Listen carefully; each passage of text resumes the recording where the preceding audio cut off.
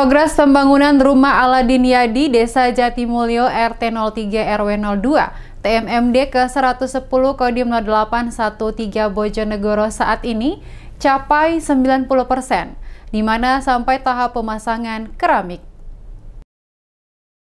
Berbagai giat visi program TMMD ke-110 Kodim 0813 Bojonegoro terus dikerjakan, mengingat pelaksanaan TMMD akan segera selesai. Seperti kali ini, anggota Satgas bersinergi dengan warga, gotong royong kerjakan pembangunan Aladin milik Yadi, warga Desa Jatimulyo RT 3 RW 2. Pembantu Letnan 2 Laut Sigit Sugianto, anggota Satgas TMMD ke-110 Kodim 0813 Bojonegoro mengatakan, sejauh ini progres pembangunan program Aladin Rumah Yadi capai 90%, sampai dengan tahap pemasangan keramik.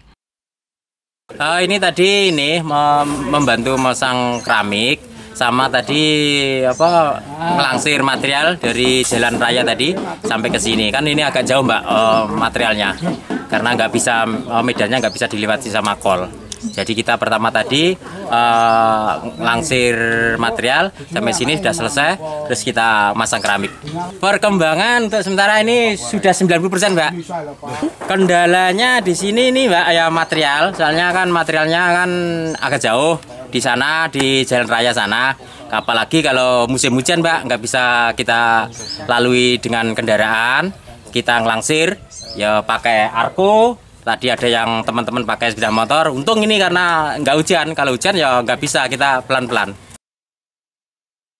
Dalam pembangunan Aladin Yadi, pembantu Letnan 2 Laut Sigit Sugianto mengatakan cukup terkendala karena jalan menuju rumah cukup sempit. Material pembangunan tidak bisa sampai di rumah. Hal itu membuat anggota Satgas harus melangsir material tersebut dari tempat dropping menuju rumahnya. Meski begitu, semangat anggota Satgas tak surut. Bersama warga setempat lakukan pengerjaan Aladin Rumah Suyadi.